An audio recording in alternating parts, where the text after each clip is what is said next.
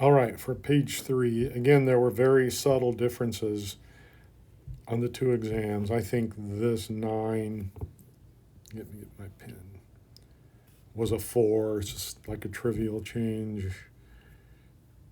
And maybe there were some tiny little changes down here, but nothing that significantly changes the nature of the problem.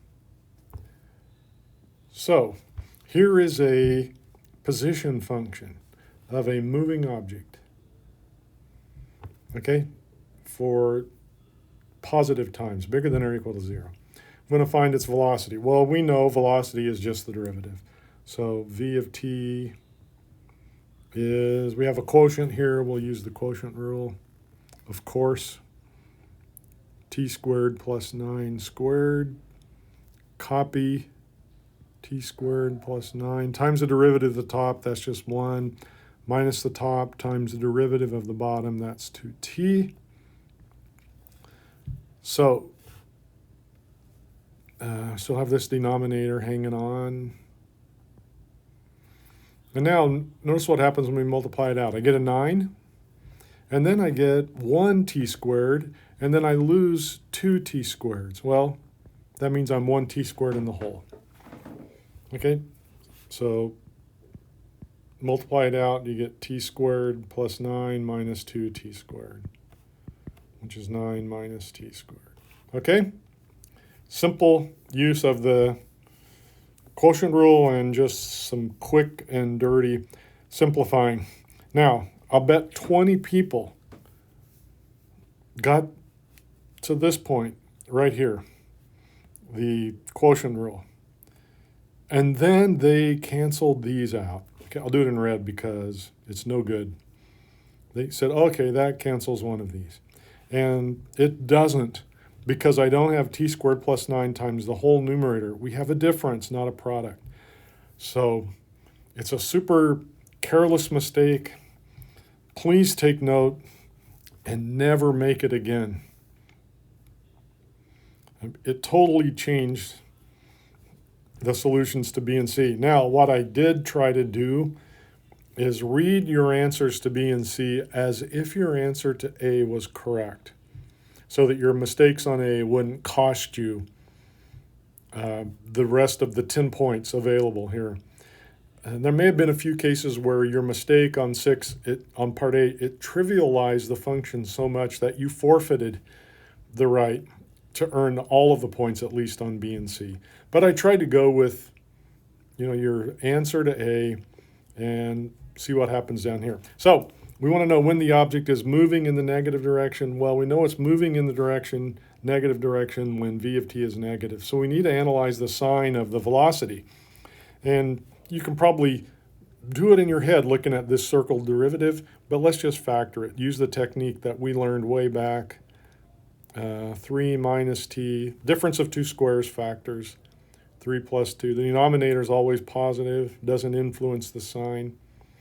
And so my velocity function, of course, we don't care about anything below 0, so let's make a boundary here. And then factor the difference. I need a minus sign on one of these. Put it right there.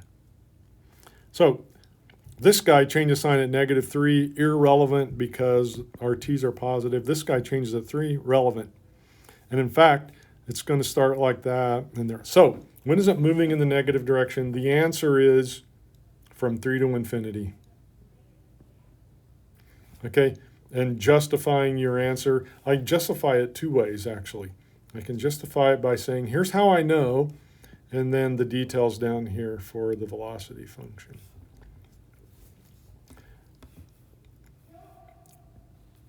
I think that the 8 o'clock class, or the other version of the test, it asked for moving in the positive direction. And they had a 4 here instead of a 9, and so the answer was between 0 and 2. Identify when the object changes direction, part C. Well, it changes direction. Okay, here I'm going to justify how I know it changes whenever v of t equals 0. Technically, there has to be a sign change. I mean, it could slow down, come to a stop, and then keep going the same direction, but this one doesn't do it. You can see at time t equals 3, it's moving in the positive direction, and then it stops for just a second because the velocity is 0. And then it starts moving in the negative direction. So t equals 3 is our answer. And the reason is because v of 3 equals 0. And technically, although I didn't really grade for this, and we do need to know that v of t actually does change signs.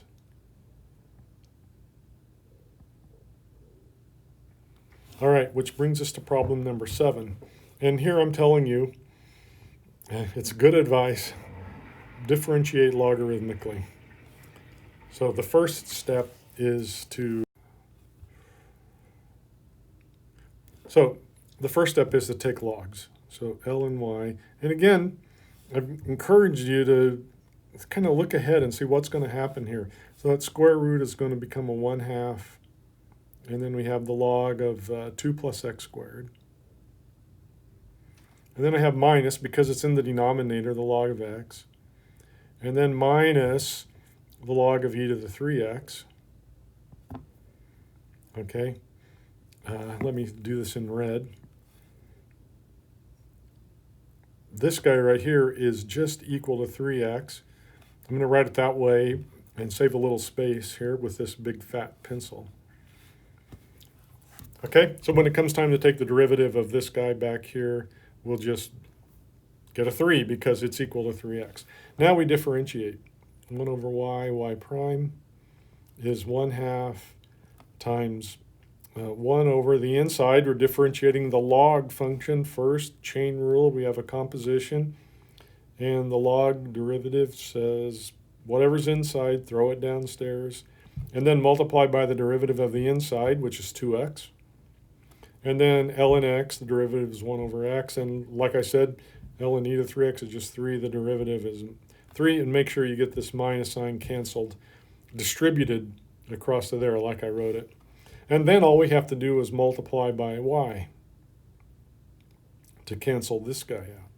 So I'm going to write my y first. I'm going to write him in this form over here. 2 plus x squared divided by x e to the 3x times. Now notice I didn't ask you to simplify your answer, and I think it's a mistake for you to try to do it because there's a lot of ways we can make mistakes. I'll do only one simple little thing. I'm going to cancel this 2 with that one, just so I don't have to write them again. And then I get x over 2 plus x squared minus 1 over x minus 3. Perfect answer.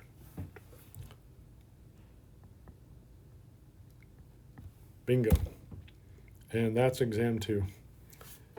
Enjoy.